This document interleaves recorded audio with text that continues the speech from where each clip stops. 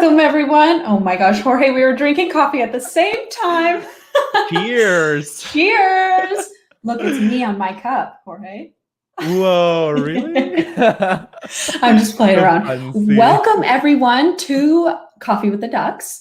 I am Welcome. co-host Dana Bentz. And I'm Jorge, your co-host as well. How are you, Dana, today? I am doing well. I'm very excited it's Friday. I'm very excited it's the weekend. J-Vlog, thanks for tuning in. Hey, hey, peeps. I love that. We should be saying, hey, hey, ducks, because this is the Coffee with the Ducks. So for our members out there who are new here, Jorge and I just started doing these shows, Coffee with the Ducks, about a couple weeks ago. So this is still a new series for us that we're molding and modeling, but we started this show to give you guys an inside look on our StreamYard team, because I think it's really neat. You all know Gage and Dan so well from the town halls, but it's really neat to, hi Yuda, thanks for tuning in. I have an email from you that I haven't responded to yet. Hossam, thanks for tuning in Egypt, very cool. And Mike, NLTMW, always here. So we wanted to just give you an inside scoop on the people who work at StreamYard behind the scenes. So absolutely, Dan. And also ado, just a reminder. So I see a lot of people on the chat. This is exciting. This is real vibe here. So it's super awesome. If you got any feedback, any which type of content do you want to see in this show? Which type of interviewees? Which type of questions? How can we bring you the most value out of this show? Also, let us know in the comments. Because as Dara was saying, this is a show for bringing up our employees to the stage, so you can get to know them.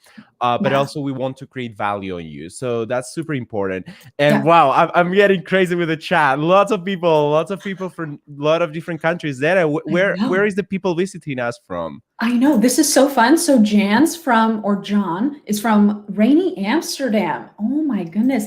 We have Raleigh, North Carolina. This is so fun. I see Egypt, El Cairo. I see Canada. I see Switzerland, Palm Springs, really beautiful place. Oh my gosh. A lot of nobody's visiting us from like Spain or Latin America. I could be very disappointed. Let me see. They'll pop into the chat. So I know we have to get to our guests, but I just wanted to mention Nelson's comment. Will you guys be adding a pre-record feature that we can stream live? We actually just launched the long video sharing feature, which is so exciting. I know you guys have been waiting for this feature. So now you can share unlimited length and file size videos, like pre-recorded videos.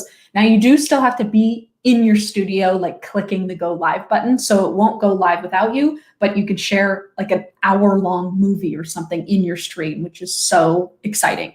We're very excited about that feature. Super excited. Actually, one of the most requested features. But Dana, let's just stop this spam. Let's just start it. No, I definitely love that. Thanks for doing that. But let's just start with the show. Are you ready for bringing up Christian? I'm ready. Oh Christian, welcome to the show. Crazy. Hey everyone, how you doing? Thanks a lot for having me on Coffee with the Ducks. Yeah, thanks for being here, Christian. I know you are super active on our social media, so I know a lot of people will already know you, but can you give our audience members a quick overview of who you are? Sure. So I'm Christian Karasiewicz, and I'm the content marketing manager at StreamYard. So basically anything that we're publishing on our blog, on our YouTube channel and so forth, I'm responsible for helping us find that content, get it written, and get it published out there to help you level up your live streams. Nice. We need that. I would like to start, Christian. So I saw that you have that like social media management as well as content marketing management. What have you learned from both roles and like also what have you learned from society, from humans? How do they interact in social media, and how to handle that? I definitely think there's a good blend between social media and just written content, or just whether that's YouTube content. So basically, you want to be creating content that helps people, and it addresses some of your pain points that you might get from your customers. And there's various forms to do that. And the thing you want to remember is this: you don't just want to put content out there because it's what you want to write about. It's what you want your customers, what your customers want. So you want to pay attention to what they're asking, and then create content around that versus just doing what you think is the right thing to do. Yeah. Wow, Yeah. that's super interesting. Actually, I want to follow up on that. So, what's your overall strategy to actually determine like what is the people saying? I know we have the Facebook community. If you're not there, you should join. But we have the Facebook community, we have Twitter, we have tons of even the town halls, all our shows. But how do you actually pull all of that information and also prioritize? Because you must be getting tons of requests from people. Definitely. So I think the first thing is to be an active listener. So every time someone posts, for example, in our Facebook group or they're posting on the town hall, I do my best to go through everything that's there. And if it's, for example, something that I see that seems like, okay, this is a question that we get, 10 times, maybe we need to create a piece of content around that. And the reason is so that you don't have to go back to all 10 people on individual occasions and basically rewrite the same instructions or the same information for those people. Instead, you're creating evergreen content that's going to help every single one of those users so that if somebody does contact you, you can send them one link to go and check out, whether that's a blog content, a video, or a knowledge-based content, for example, to answer some of your common questions that you might have about your own products or services. Yeah, Beautiful. I love that. And I love that your goal is like, first you got to listen to your audience, to your members of your community, or to, whoever you're live streaming to or making content for. But then you're also making content for all of like the other people who are going to come from that original audience, to like grow your reach. Definitely. And one other thing that's also really important is you don't just want to be making content about your product as well. So for example, if you can help in a particular industry, answer some of the questions that people might have that, they're going to some other website to get that information on, because, you can relate your content for your own products back to, helping answer some of the other questions as well that are out there. So don't just think like, hey, I'm just in this one silo and I don't answer any like technical questions, for example.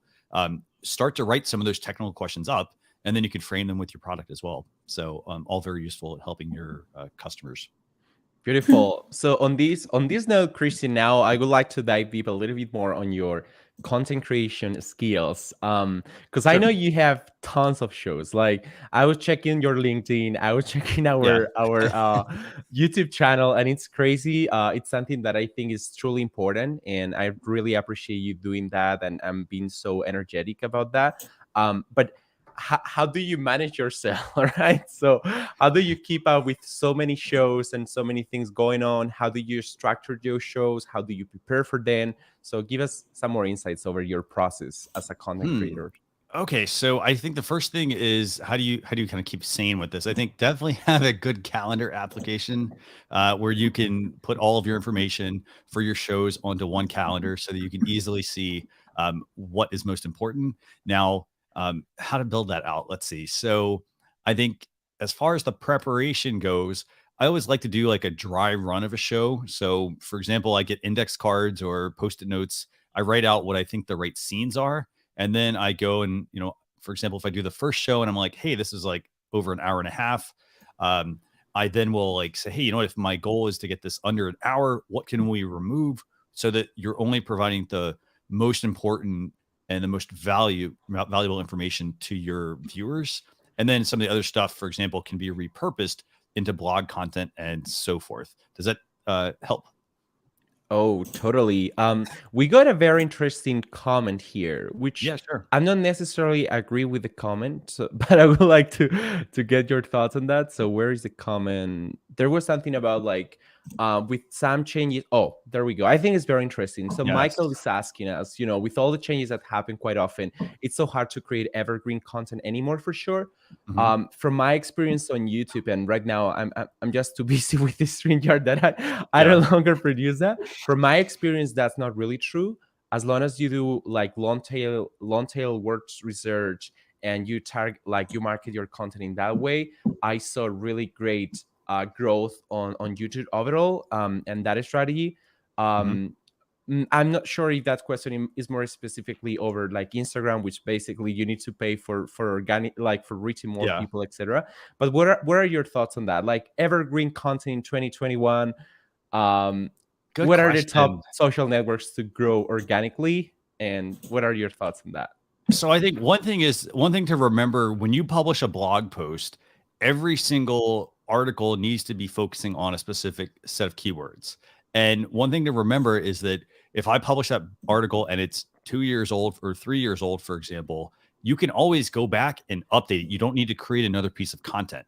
So if you create the original content and it ranks well or it doesn't rank so well, but then you go back and you basically reformulate it and you tighten it up and you add certain things and you update the information, you actually can stand to benefit much more than just publishing a new article, because your article has some shelf life with Google. They do like to see that. It also helps you stay relevant. And every time you're updating your site as well, Google likes to see that as well. So they know to keep crawling your site. As far as evergreen content, yes, it is getting harder to create evergreen content, but it also comes down to what you're creating content about. For example, if you're doing a tutorial, tutorials, yes, I definitely think tutorials have a much shorter shelf life for evergreen content. Now, the benefit there, though, the way you can actually kind of get around that is, instead of spending all the time putting together the blog post and putting together a YouTube video, you could go and create a live stream for that. So, for example, it would be a live stream with, for example, it'd be, how to create evergreen content in 2021. Well, hey, you know what? That's going to last for most of the year. And then it could be how to create evergreen content in 2022. So you could go that route, appending numbers to the end of your topic. So this way you have something to kind of build off of. And the other thing also is for people that are creating, like, say you're going to create a course, for example, one thing I'd sort of shy away from doing, and it's because it basically creates more work, is if you create a course and you create all these videos, you're going to have people that are going to say, well, hey, that content's outdated. And that could be like a month after you publish the course. There's a lot of work that goes into creating courses and content for courses. So what you're going to want to do for something like that might be to do a webinar. But for example, it's a short webinar. So people will watch it and then you could tack on an additional video or something like that. So that they're like updates to some of the videos if things have changed. That's, again, if you start building something, you do have to keep updating it for the most part. So the typical trick of in 2021, and that video was recorded 2 years ago. That always works. By the way, we are 12 minutes in the show, and it's time for thumbs up, guys. So if you're watching us, you're enjoying this content, thumbs up and subscribe to the channel. Don't forget that. But now, Christian, I want to touch another point, and I see a lot of people in the chat. Michael, Rio, Yuda, lots of people commenting, which is great. Keep doing that. But how do you actually find your niche? Because like you seem like, from what I've seen from you, like you've done like chefs shows, you've done reviewing live streams, all type of like potential niche in the market. And it's very interesting because so many people struggle to actually find the right niche. It's kind of like they're trying to force that to some extent. So what would you say for you, like, when you come, maybe from your experience, when you started your chef shows or other stuff, what did you inspire you to actually starting those shows? Was it something that you personally do like as a hobby, and then you realized, hey, it's worth sharing with those people? Or you start to do like some sort of like research in the market, like which topics are available for me to grow that I'm interested in learning more, and I will dive deep on those. So tell us a bit more about that. I'd say this. So for example, I love gadgets. I love tech. So, for me, that comes naturally. And so for me to take like an item and be able to talk about it, for example, on video, like I saw there was a natural progression there, like for me to be able to do that and just continuously talk about it. In addition to that, I started my other show, Social Chatter. I started that because I've been working in social media since like 2005, 2006. And so I've been kind of working through all of like long before, like, you have all the controls you have nowadays. There was a lot more freedom, but at the same time, there were also a lot less features. So I kind of built based off of my knowledge. Now, going back to your comment about a hobby, if you have a hobby and you've done it for a few years, chances are you've got a lot of information there and you're good at it. And this hobby doesn't necessarily have to be like, hey, I like doing woodworking, or, I like reviewing gadgets. Like, that's all awesome and fun, but you also have to think about like what you do, for example, in your normal occupation. If, for example, if I'm a nurse, maybe I want to start a live stream where I explain some of the things, because if I've been in that industry for like, say, 10, 15 years, I might want to then be able to talk about some of the things that a patient might not understand. Now, what I want to do, though, is I want to make sure, though, that I break that information down. I have to kind of figure out, okay, well, if I hone in on the industry I want to focus on, well, then what am I actually going to talk about? Am I going to be very complex? Is that the type of audience I'm going after, or I'm looking for, the person who just wants that information and they want it from a qualified professional? So in this case, if I were a nurse, I'd be qualified enough to be able to provide information and answers, to people who are viewing this content. Whereas if I've never been in that industry and I'm trying to go into it, I need to make sure I get my credibility first before I just start creating content, because it doesn't carry as much weight, based on like, I can go look at his content, or, hey, I can go look at someone else's content. In addition to that, I mean, I'd say, if you're not sure, like, well, let me test something, don't be afraid to test something, but make sure you iterate on that. So put something out there, see if it works. Don't just run it once, run it a handful of times, and then make a decision. And that decision is, okay, did this work? If it didn't work, for example, then let's try another example, and let's keep moving until we find that one thing that we're really good at. Also, the other thing also that's key, and this ties into live streaming a lot, and it's the fact that people want to go and they want to just start streaming. And one thing they have to keep in mind is that you need to have a community, you need to have an audience behind you to help you kind of get the wind in your sails and get things going. So if you're just streaming and you're like, hey, no one's tuning in, then you have to look at your process. Are people, am I notifying people when I'm going live? Like, don't rely on YouTube or Facebook. It's spamming everyone. I think it's quite interesting. I think loneliness at the very first beginning of your streaming career is something that everybody faces at some point. And from my, when I used to do a lot of Twitch in the past, like live coding and all that, people will show up as long as you keep. So if you keep your live streamings longer, at some point the platform will promote you, or you will share that with certain Facebook groups. So at some point people will show up. But something that helped me a lot sometimes was just to bring friends to the show. So when people join my live stream, it's not like, I'm Jorge, I'm live coding here. It's more like I'm chatting with my friends, I'm having fun. Some people can actually experience like, oh, okay, this guy has something to tell. Because like I feel like people has so limited attention span that they are so easy to, okay, I'm just boring, I just need someone to entertain me. So I think that's definitely, thanks for sharing those. Before asking a really great question in the chat, if I find that question, I go from Rio.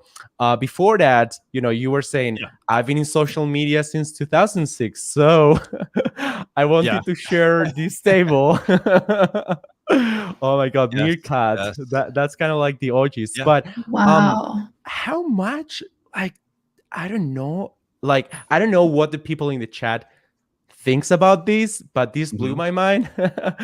So can you really tell us like how much you needed to evolve over like this more like 14 years in the industry? Like, what was the thing in 2006? So that's is a right good question, now. actually. So that's actually why I started my initial website, Social Chefs. And the reason I started that was because partly I have a culinary arts background. But in addition to that, so like in cooking, for example, it's all fundamentals. So if you learn how to use the techniques, you then can just apply them to different types of cuisines that you're making. The same process, though, holds true for social media. So for example, if I'm making a video and it's going up on YouTube, how can I do the same process? Like if Facebook allows videos, for example, as they do now, how can I take that video and repurpose into something that works on the platform? For example, the posting mechanism, like, okay, hey, I'm limited to, 200 something characters here. And, Facebook doesn't really limit me as much. There's, hashtags, they work the same for the most part across all the platforms, tagging people. So like, going beyond just knowing the basics and then saying, hey, you know what, how do I make this work for me? And back to some of the points that people made. I mean, they said that in the comments, they were talking about how like, just how like just you work through it. So if you find something's not working, for example, on a certain platform, make sure that first off, are you in the right place? Is that where your audience is at? And then it could be just a matter of changing up the content that you're publishing out there to make sure that it works for that channel. And there's no one, well, Dana does her thing this way, I need to do the same thing. It doesn't work that way. Dana does things one way because she has a certain audience. I might have a certain audience as well. And so you want to make sure you cater, it goes back to the same point I mentioned earlier, cater to the audience, create the content that they're most interested in, and you're going to start to attract your tribe to help you then grow your community. Beautiful. Beautiful. So far, Dana, anything that you want to ask on that? I mean, this chart is so crazy to look at, like the linear progression. Like I want to go back to what we started talking about in the beginning. Like, how do you ever run out of content with all of these platforms changing and new content, new platforms coming out and new, trends starting? I'm like, we got plenty of content right here on this map. Yeah. No, I mean, here's the thing. You should never run out of content. And the reason is because you just need to listen to your customers. So for example, if you've got a contact form on your website and they're contacting you that way, or they, for example, asking you certain questions, if you see the same question come up 10 times in maybe various formats, that could be one article that you need to put out there. Now, putting that into social media terms, on social media, for example, I use a lot of the save post features. So for example, the save post option. So if I'm reading through, for example, in the Facebook group and I see somebody has a question about something and I'm like, hey, you know what? That sparks a blog post idea. I put that into a blog post idea that is a saved post that only I can see, for example. And then I do the same thing, for example, for just random ideas like, hey, that's a really cool thing that someone else did. I like certain aspects of it. Maybe I want to go back to that at some point. So you should never run out of content. It's always going to be out there because your customers are always going to be asking questions. And if you happen to have a support team, that's another thing you can leverage a lot. Ask your support team what common questions you get from your customers, and then make the content around that. It's really, I mean, it's really that's, not definitely. So anytime that now I'm working on certain features, and anytime that I talk with Dana, for example, about like what are the main pain points that our customers are suffering, or did you see any customers talking about these topics? I think that's pure gold. That's very specific to your company. I could also say that, for example, something that I did when I started my YouTube channel was analyzing every single competitor. I mean, I wouldn't call it competitor because to some extent, well, technically we are competing from the ads budget itself, right? But from all those competitors, so I actually installed the BitIQ extension in your browser. I downloaded like all the statistics from every single channel and pull out what are the top videos from every single person talking about computer science. And I just feel like sometimes, and it's a mistake that I made myself, it's always great to let your passion to create content that you are very creative and innovative, but there are certain elements that is cross-shared across any single channel of your niche. That the first thing is that if you don't know who is your competitors, you have a problem, because like there's tons of people that probably is doing the same as you that you can get inspiration from, especially to not running out of topics. So that's kind of like my thought on that. What's your competitors? No, definitely you should pay attention to your competitors. And there's two things though. You want to pay attention to them, but you don't want to be afraid of imposter syndrome. Basically, it's where like, hey, someone's already doing this, so I'm not going to do it. Because here's the thing, for starters, if somebody's already doing it, big deal. You can always do things better. So don't worry about like, oh, well, somebody got there first. They planted their flag, and they own that space. No, they don't, because here's what's going to happen. Eventually, they're going to get tired, or they're going to slip up on like their process, for example. And that's your chance, to be like, to slide right in there and be like, hey, you know what? And you don't have to be like mean about it or anything like that. It's like, hey, you know what? I publish really good content. So, you will eventually get your chance. Now, I want to go back to Stuart's comment. I don't know if you have access to that, by the way. The Stuart one about mentioned the three. Yes. Yeah. And so Stuart was saying, this I one. think that's it. Yeah.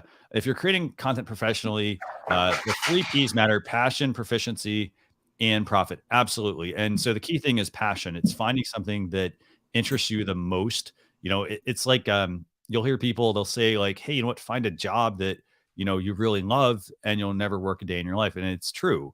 For example, because you find something you're interested in, you're going to keep doing it regardless. And then the same thing for money. It's the same exact process. You know, people that are struggling, they're trying to make something work, you know, and they're concerned about the money aspect, for example. Like sometimes just put your heart and your soul into it, you know, and do some of the little the right things along the way. Like, for example, to help you, you know, get a nice boost to get started. Maybe you want to go and network with some communities, reach out to people that are bigger than you and see if they can help you, you know, take giant leaps instead of just individual steps along the way, you know, and just get really Very good good at one. what it is you do. So I think that's a great comment from Stuart. And actually, so to echo on this one, I started to see lots of Facebook groups about like Twitch streamer support, a small Mhm. Twitch streamer support between each other, and all of that, which is quite interesting because like there's tons of people that are gonna start like you, right? So, did you use any of those kind of like social smaller groups at the very first beginning, or you already have like some sort of like a brand of people that were following for other stuff, and you just like redirect them to your new content? I think part of it is I think you still need to network with people and you still need to go and join, for example, other Facebook groups. And it's not to go and beat your chest and post links to your content. Instead, it's to go and be helpful and participate, because people are then going to see that value. And yeah, you're going to have people that are going to, you know, just take from you, for example, but you're going to have a lot of people, the true people, are going to shine through and say, hey, you know what, this person does a really good job. And then through word of mouth, they might go and they might actually recommend you to some other people, for example, that you might not have been connected with. And that opens another door for you. So everyone, regardless of if you're big or small, you should be going and trying to network. You never know where that's going to lead you down, what path that's going to be. Totally. I think now is our favorite time, the best moment of the show, the moment you've been waiting for. And is that a giveaway, or is that, or what is it? Yeah, some people, it was funny because some people were putting comments about the jar. I was like, we appreciate that, but there's no giveaway. But we should do some. Maybe we should do that next. Yeah, we should do that next time. But now we have lightning round. I have a surprise for you, Dana. You were not expecting this, but we have a quick intro for our lightning round using the new feature about video share. So yeah, let me play the intro 1 second.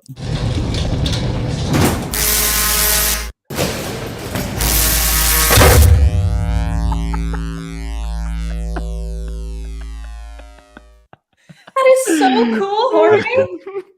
Good surprise. It's so nice. Do you see that? I don't know.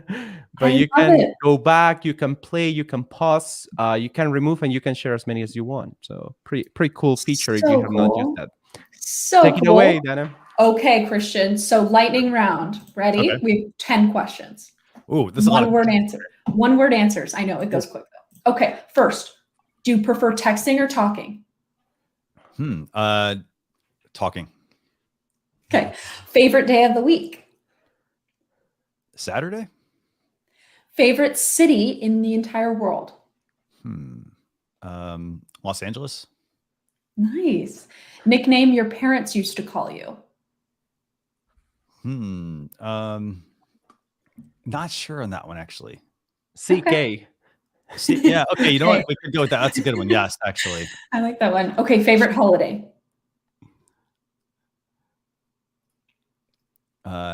Christmas. Okay. On a scale of 1 to 10, how good of a driver are you? 8. 8. How long does it take you to get ready in the morning? 30 minutes. And age you want to retire? No. Do I want to? No. Never. Good answer. Actually, nope, never. So.